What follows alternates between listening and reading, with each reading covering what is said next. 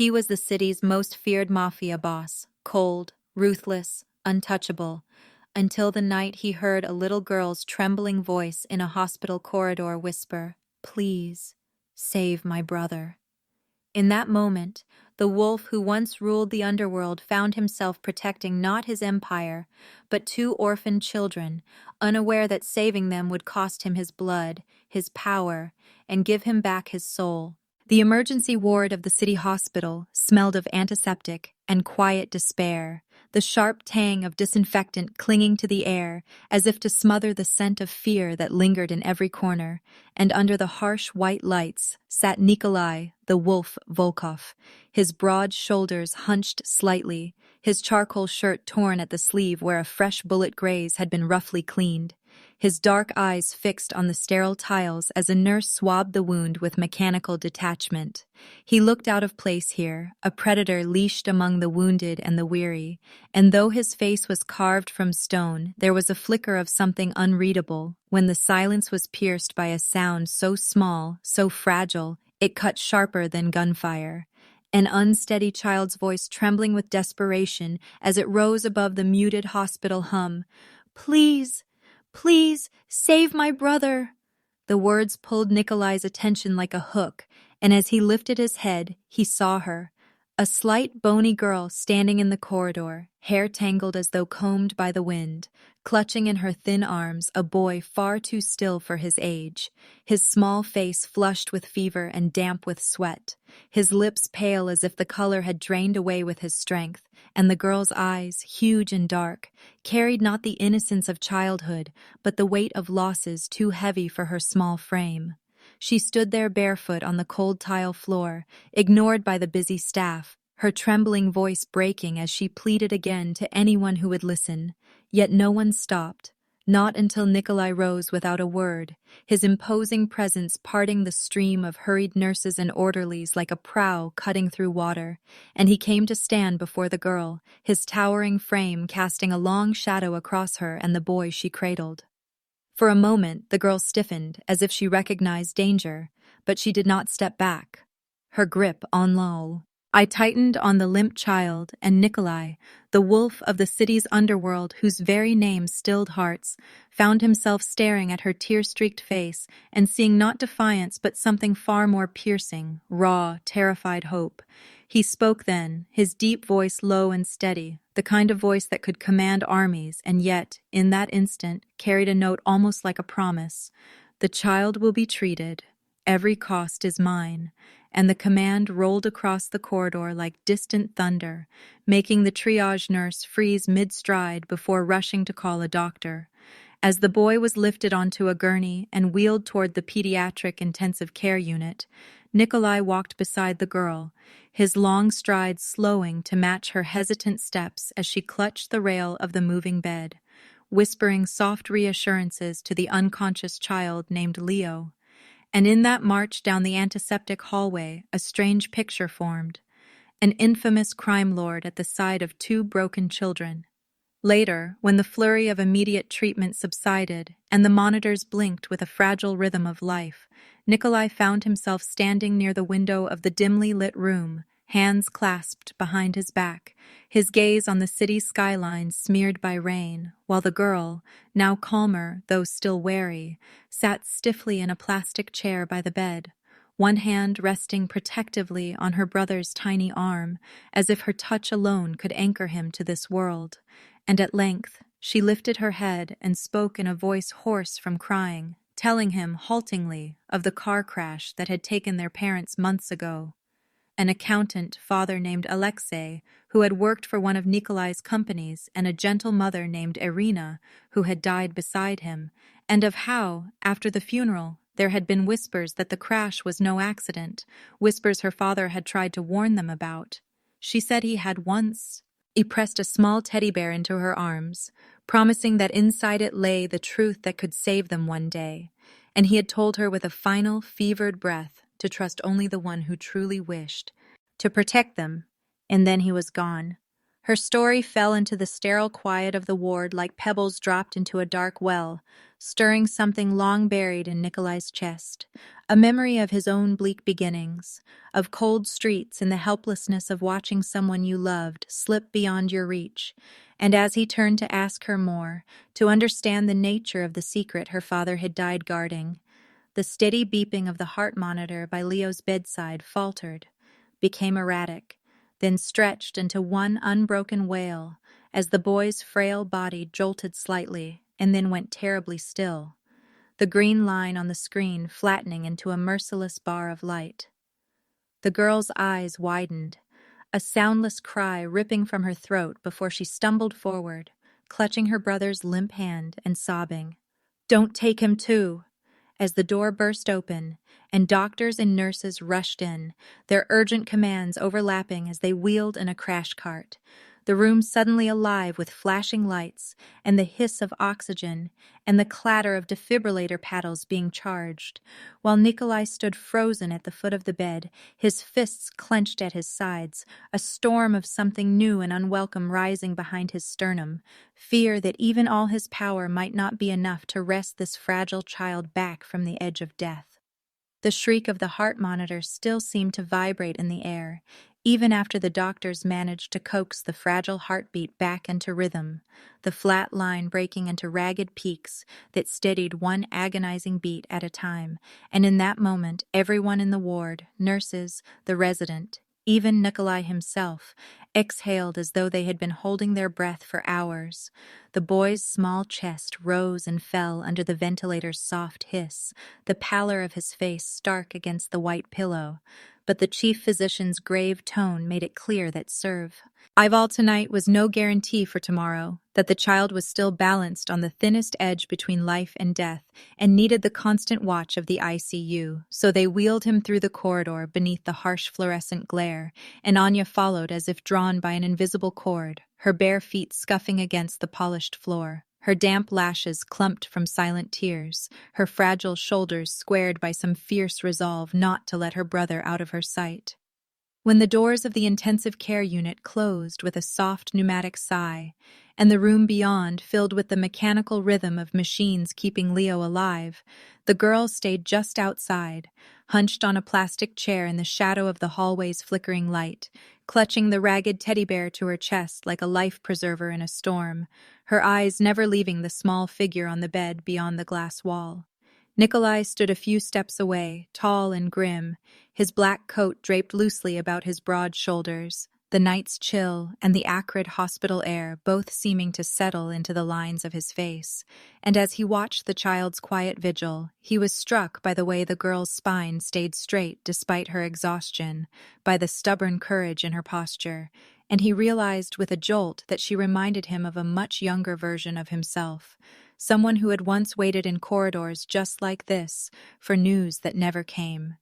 He moved closer, boots soundless on the polished floor, and crouched so his imposing height would not loom over her, and in that quiet space where the hum of machines was the only witness, she turned her tear-stained face toward him and whispered, her voice raspy and hoarse, as though it had traveled a very long road of grief before reaching him. "Papa said to give this to the man who will protect us." She lowered her gaze, her small fingers fumbling at a frayed seam along the teddy's spine, nails working at the stubborn stitches until the seam split, and she pulled free a tiny flash drive wrapped in an old scrap of paper that bore the faded outline of a child's drawing, and she held it out with both hands as though it were both a burden and a gift, her eyes wide with that unsteady mixture of fear and hope that can exist only in a child who has already seen too much of the world's cruelty. Nikolai took it without comment, the small device nearly vanishing in his scarred palm, and straightened with the deliberate slowness of a man bracing himself for what he suspected he was about to discover. He crossed to a shadowed corner near a vending machine, humming quietly in the half-lit hallway, drew out his encrypted tablet, and with a flick of his thumb, bypassed the layers of security he had designed to keep the wolves of the underworld at bay. Yet as the screen came to life, it was his own gut that clenched when the first set of numbers scrolled across it. Spreadsheets of shipping invoices, offshore transfers, investment ledgers that at first glance looked legitimate, but then betrayed themselves with impossible margins and hidden withdrawals, all threaded together by a pattern he knew too well. And then he saw the name that repeated in entry after entry, and it was as if an old scar in his heart had been reopened. Silas Vance, the man who had once been his right hand, the brother in arms who had stood with him in the blood and dust of the early days when they clawed their empire out of the streets. His jaw tightened until the muscle ticked in his temple as he clicked through more files, voice memos, intercepted emails, secret transfers, and each new line of evidence dug deeper, telling the story of betrayal. Silas had been siphoning millions out of the legitimate shipping front, laundering them through cutouts and shell accounts, and when Alexei Petrova, the diligent accountant, stumbled onto the scheme, he had not just been silenced by accident. His death in the so-called car crash had been the closing of a ledger that threat, and to expose the thief at the heart of the wolf's own empire, and Irina, the quiet mother who had only wanted to shield her children, had died beside him simply because she was there. Nikolai stared at the glowing tablet screen, and for a heartbeat the noise of the hospital, the beeping monitors, the shuffle of nurses' shoes, the distant clang of a dropped tray, faded into the background as a cold, heavy weight settled in his chest, something darker than anger, yet sharper than grief. The knowledge that the empire he had built to escape his own powerless youth had been corrupted from within by a man he had once trusted with his life. He turned back to the girl, who sat watching him with wary eyes, as if trying to read in his expression whether she had done right to give up her father's final secret, and he felt the unfamiliar urge to reassure her, though words did not come easily to him, so he merely inclined his head in a silent promise and asked, in a voice quieter than the one he used for orders, how long her father had hidden the drive and whether he had ever told her why. But she shook her head and said in a low voice that Papa had only said there were men who wanted something terrible from him, and that if anything ever happened, she must trust the secret only to the man who would truly protect them. And then she lowered her eyes again, clutching the patched bear to her chest as if it still held a piece of her father's presence. Nikolai stood very still for a moment, the memory of his own boyhood years, cold nights in empty stairwells, the hollow ache of loss, stirring like ashes in the wind. Then he turned toward the window of the ICU where the boy lay, his breathing shallow but even beneath the vigilant machines, and as he looked on, he felt a flicker of something long buried, not quite tenderness, yet not the hard steel he was used to, a small spark of resolve that his child would not be abandoned to fate. That spark sharpened instantly into alertness when a subtle shift in the air caught the edge of his attention, a whisper of danger honed by years of living. With a target on his own back, and his eyes tracked across the glass toward the hospital parking lot beyond the ICU wing, where the darkness outside was broken only by the orange pools cast by street lamps and the faint blue glow of a neighboring building's sign. And then his gaze snapped back to the boy's bed as he caught the unmistakable glint, a hair-thin red beam of light trembling against the window glass and sliding unerringly until it rested squarely on the small rise and fall of Leo's chest beneath the blanket, a pinpoint of deadly focus that burned like a silent promise of the bullet that could follow it at any breath. The red dot hovered over Leo's tiny chest for the span of a single frozen heartbeat, as if the world itself held its breath. Then the glass behind it erupted with the crack of a gunshot, shards flying like jagged ice into the sterile air as Nikolai lunged with the reflex of a man who had survived 100 ambushes, throwing himself over the two children, his arms forming a human shield, as a second shot splintered the edge of the bed and the wail of alarms clashed with panicked screams from the corridor. Anya clutched her brother's frail body under the blanket, eyes wide with terror, as Nikolai's men burst into the ward, automatic pistols drawn, returning fire through the ragged hole where the ICU window had been, muzzle flashes strobing the darkness outside. The sniper's next round punched into the heart monitor, sending sparks flying as nurses shrieked and ducked behind overturned trays, the sharp scent of disinfectant now mingled with gunpowder and acrid smoke. One of the guards kicked over a rolling cart to form a makeshift barricade, while another hauled the terrified night doctor away from the line of fire, and all the while Nikolai, bleeding from a fresh graze across his forearm where the first bullet had clipped him, kept his body between two. His shooter and the children, barking orders in a voice as cold and cutting as winter steel. "Find them! Rooftop or window, I want them down!"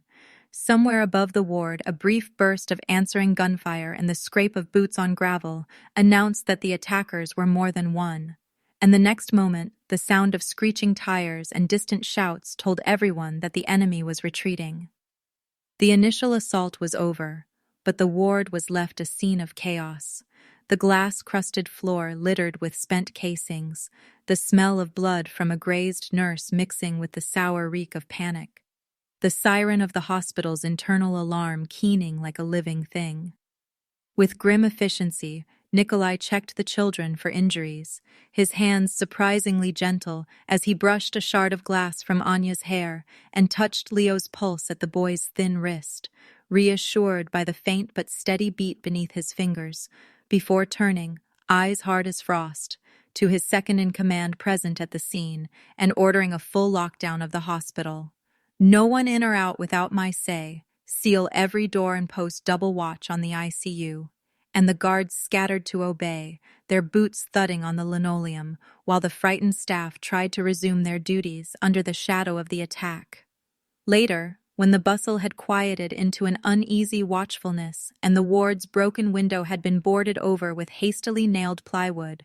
the night deepened into that still, humming hour before dawn, the flickering red light of the heart monitor casting soft glows across Leo's sleeping face, and Anya sat hunched in the chair beside the bed, her thin hands clasped tight in her lap around the ragged teddy bear, as if drawing courage from it, her cheeks still streaked with drying tears, but her gaze steady on Nikolai, who stood near the door, coat draped over one shoulder as he spoke in low, clipped Russ, eye into a guard about tracing the sniper's position. When his conversation ended and he turned toward her, their eyes met, and something in the unwavering trust of her look, raw, unguarded, as if the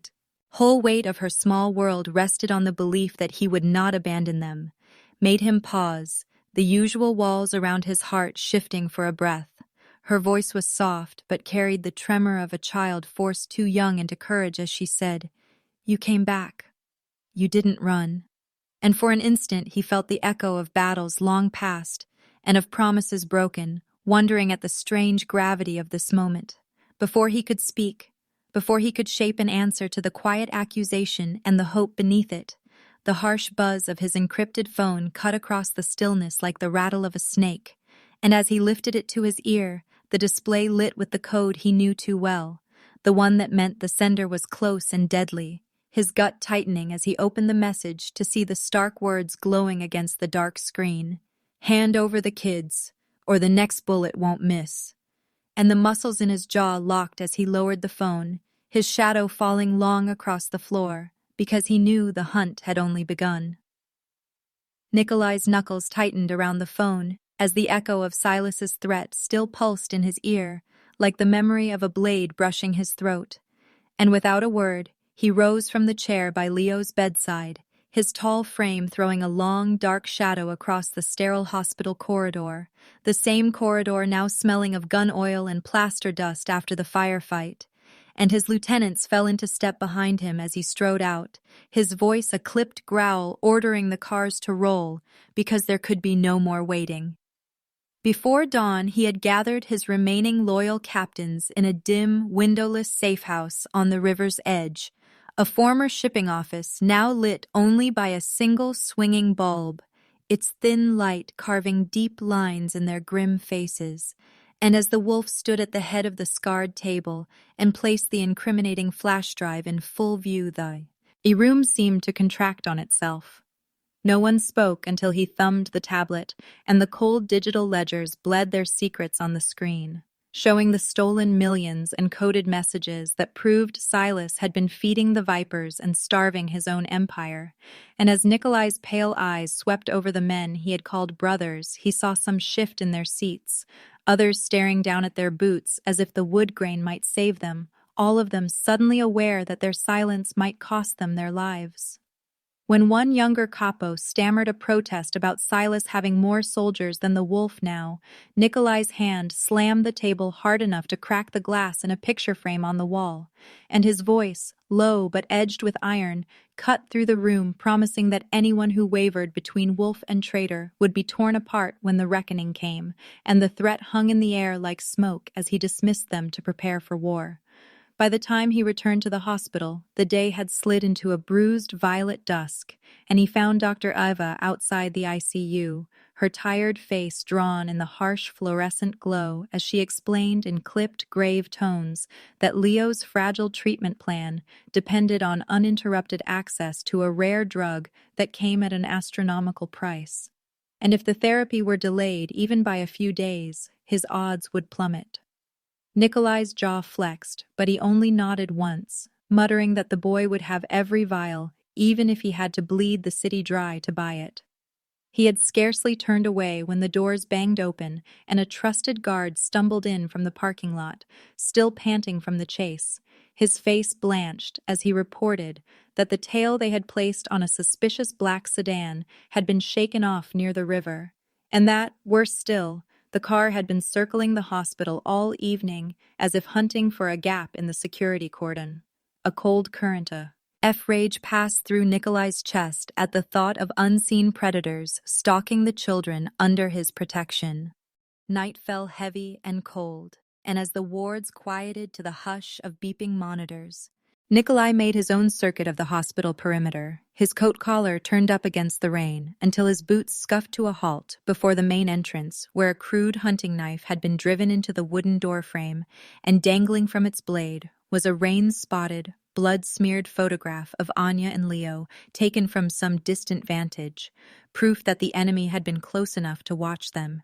He pulled the knife free in one swift motion, his fingers tightening until the hilt creaked, then strode inside without a word. Upstairs, Anya dozed fitfully in a chair at Leo's bedside, her hand still clutching the ragged ear of her teddy bear, and for a fleeting moment, Nikolai let his gaze rest on the frail piece of the sleeping children before a harsh buzz from the nurse's station dragged his attention to the security console. On the grainy black and white feed, a new figure had appeared, moving low and fast through the shadows of the pediatric ward hallway, face obscured by a dark mask, gloved hands brushing the wall as if counting doors. And as the wolf leaned closer to the monitor, he saw the intruder pause directly outside Leo's room, the dim overhead light catching the dull gleam of something metallic in the man's fist, just as the masked figure began to reach for the handle. Nikolai had been halfway to springing out of the monitoring room when the masked man on the grainy feed began to turn the handle of Leo's door, but before the intruder could push inside, a muffled crack rang out from the hallway. The man jerked, stumbled, and vanished from the camera's view, and by the time Nikolai tore down the corridor with his pistol raised, only a thin smear of blood and an empty casing near the door testified to the would-be killer's presence.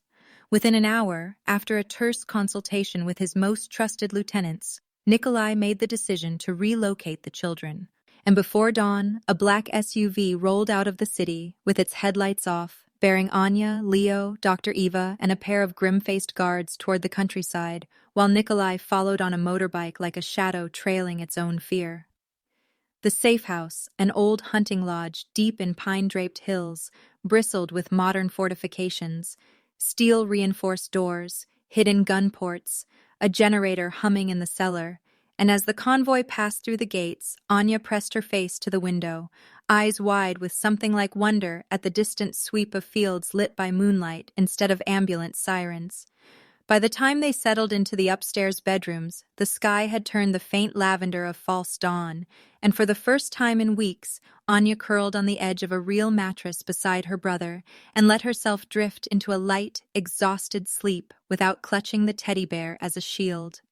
Evening descended again with a gentle hush, the smell of pine and the crackle of a wood fire in the hearth almost making the place feel like a refuge. But as midnight edged closer, Nikolai, standing watch at an upstairs window with a carbine slung across his shoulder, sensed the forest had gone too still, the kind of silence that seemed to listen back. Moments later, a distant but unmistakable volley of automatic gunfire shattered the calm, echoing across the hills like a roll of iron drums. Shouting from the perimeter guards rose to meet the clatter of approaching engines, and then the sharp, staccato exchange of bullets.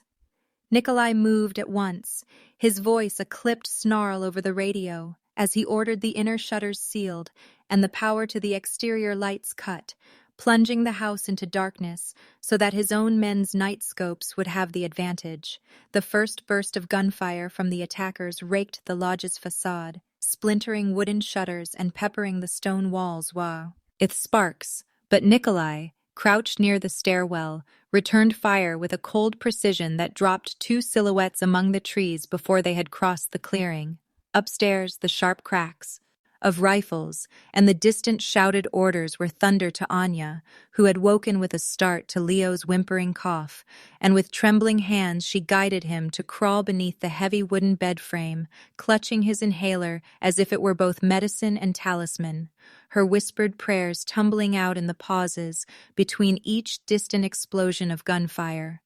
The lodge itself seemed to become a breathing creature under siege. The thuds of boots on the porch, the crash of a back door forced open, the smell of cordite and splintered pine mingling in the halls. Yet Nikolai fought through it like a predator cornered but unbroken, a dark shape moving in the muzzle flash glow, his knife flashing once when an enemy crept too near a window, and his carbine firing again in the next heartbeat as he defended the hallway that led toward the children's room, like it was the only line left between life and death.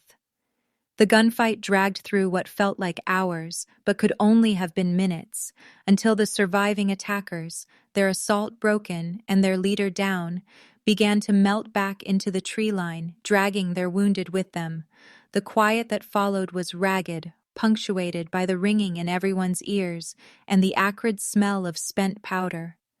On the front porch, amid broken glass and blood-spattered snow, one dying thug lay propped against a post, his breath hitching in wet gasps.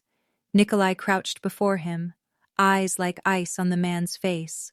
But the thug had strength for only a few hoarse words. Silas is coming himself, before his head lolled to the side. As Nikolai straightened, wiping his bloody sleeve across his jaw, a faint vibration reached his ears, a buzz too soft to be a phone on vibrate but distinct in the hush, and he glanced down to see the dying man's coat pocket trembling. Fishing out the still-glowing device, he saw on its cracked screen a digital map with a pulsey. Red dot fixed squarely on the safe house itself, and as his thumb swiped to close the app, a shiver of foreboding slid down his spine at the knowledge that the enemy no longer needed scouts to hunt them. Their sanctuary had already been betrayed to Silas. The blinking red dot on the dying thug's phone burned into Nikolai's thoughts like an ember pressed against his skin, and though the forest beyond the shattered porch lay silent under a pale moon, he felt as if the enemy's eyes were already closing in. Within the hour, he had made his decision, with the cold efficiency of a man long accustomed to war, bundling the still drowsy Leo in a heavy coat and leading Anya down the back stair under the watch of two trusted guards, while Dr. Eva loaded her medical kit, and together they set off before dawn in a pair of unmarked vehicles toward a discreet hillside clinic hidden behind a shuttered vineyard, a place so far off the main road that even the city's power struggles rarely touched it. The moment the convoy disappeared into the mist-coated valleys, Nikolai turned his car in the opposite direction, a lone predator returning to the hunt. By late morning, he strode into the marbled anteroom of a prominent city councilman known for his polished speeches and quiet dealings, the man's secretaries scattering as the wolf's boots struck the polished floor. And without ceremony, Nikolai hurled a stack of stolen ledgers onto the glass desk, his voice low, but edged with the promise of ruin as he named every bribe and betrayal that had greased Silas's rise, then with the barest flick of his wrist, toppled a priceless vase and shattered it against the floor to underline the end of all polite pretenses. One by one he hunted them down. Judges whose signatures had vanished inconvenient warrants, a police captain who had looked the other way while the Vipers stockpiled arms, cornering each in ear-guarded homes or shadowed offices, stripping away their excuses as he broke their private pacts with Silas, until by nightfall whispers spread across the city that the wolf was tearing through of the web of corruption strand by strand, leaving no shield between Silas and the reckoning to come. Far from that storm of retribution, the hillside clinic lay cloaked in a steady drizzle, its narrow windows glowing faintly against the darkening sky. Inside, Anya sat beside Leo's narrow bed, watching the rise and fall of his fragile chest,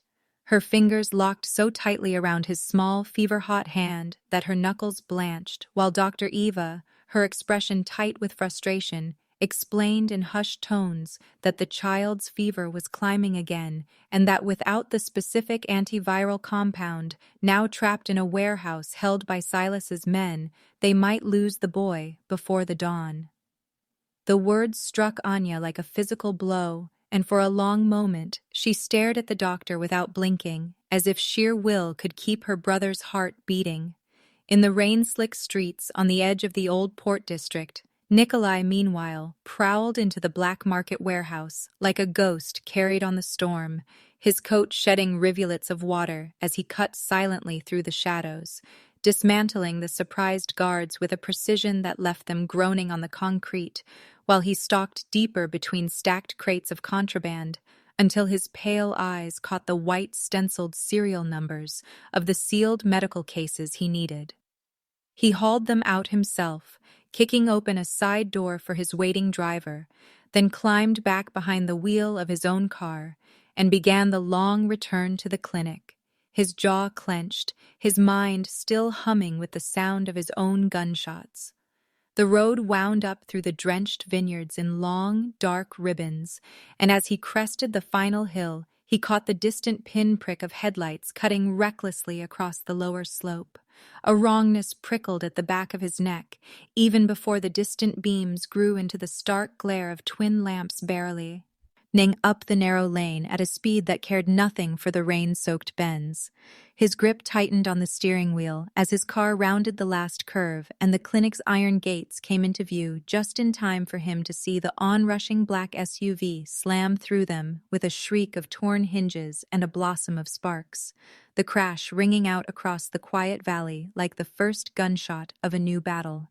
The black SUV smashed through the clinic's iron gates like a charging beast, spraying shards of metal and sparks across the dark courtyard as terrified patients screamed and nurses scattered for cover. And before the headlights had even died, Nikolai's car screeched in from the opposite lane, brakes shrieking, the wolf stepping out into the roar of engines and the stench of burning rubber, his pistol already drawn, his blue-gray eyes colder than the rain that had begun to fall.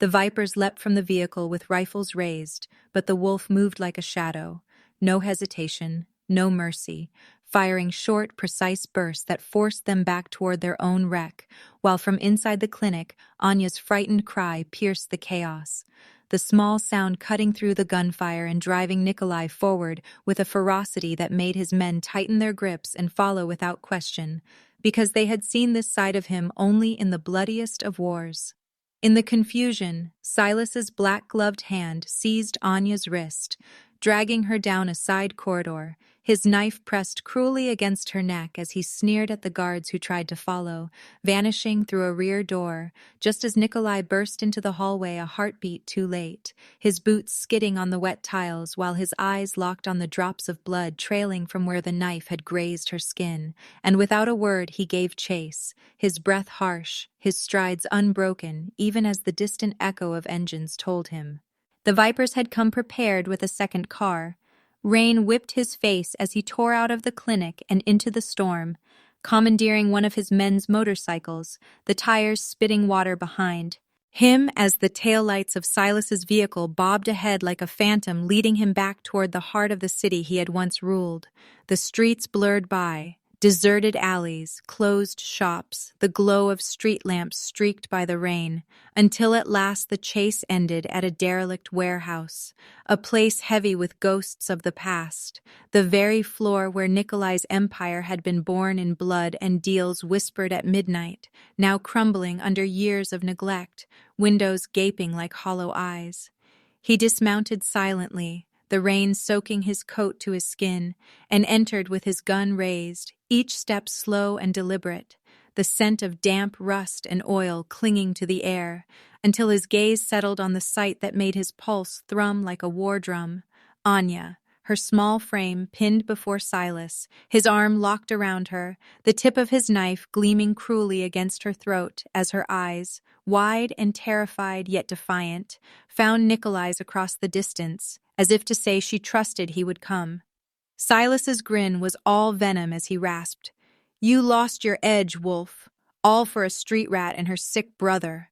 The words slithering like poison between them while rain dripped through holes in the ceiling and tapped against the concrete like a ticking clock. Nikolai didn't flinch, his gun lowering just enough to show he wasn't there to end it with a bullet, his voice low, almost calm, but edged with steel as he stepped closer, saying, "You made one mistake. You touched what's mine." And in that moment, the storm outside seemed to hold its breath as both men shifted, Silas shoving Anya aside so she stumbled to the floor, freeing his knife hand for the kill, and the wolf lunged forward, the two colliding in a brutal dance of fists and blades, the impact sending echoes across the cavernous ruin, rain and sweat and blood mingling on the floor beneath their boots as they fought without pause. Nico, Lai's strikes heavy, driven by raw protectiveness, Silas's quick and venomous, slashing at every opening with a serpent's speed. Anya scrambled backward, her knees scraping the wet cement as she sought shelter behind a toppled crate, clutching her torn sleeve to staunch the thin line of blood at her neck, while her wide eyes followed the clash that was unfolding like a nightmare, steel flashing, bodies grappling, rain-slick fists crashing into ribs and jaws, each blow punctuated by ragged breaths and muffled curses, and somewhere far off, a thunderclap rolled over the city like a drum heralding judgment. Nikolai felt the burn of a shallow cut across his shoulder but didn't slow, his memories of all the innocents Silas had destroyed feeding the fire in his chest, yet Silas fought with the desperation of a cornered wolf himself, slamming Nikolai against a rusted pillar and pressing the blade toward his throat, until a twist and a brutal knee strike broke the lock, both men stumbling back to face each other again, chests heaving, rain running down their faces like tears neither of them would shed. For a heartbeat, they stood still, two predators circling, the sound of rain their only witness, until Silas lunged again and the wolf met him head-on, their final clash a blur of motion, knife slicing through air, gun knocked aside, fists finding flesh, ribs cracking under impact, until in the midst of the struggle, a single shot rang out, sharp and echoing, silencing even the rain for an instant as the recoil shuddered through them.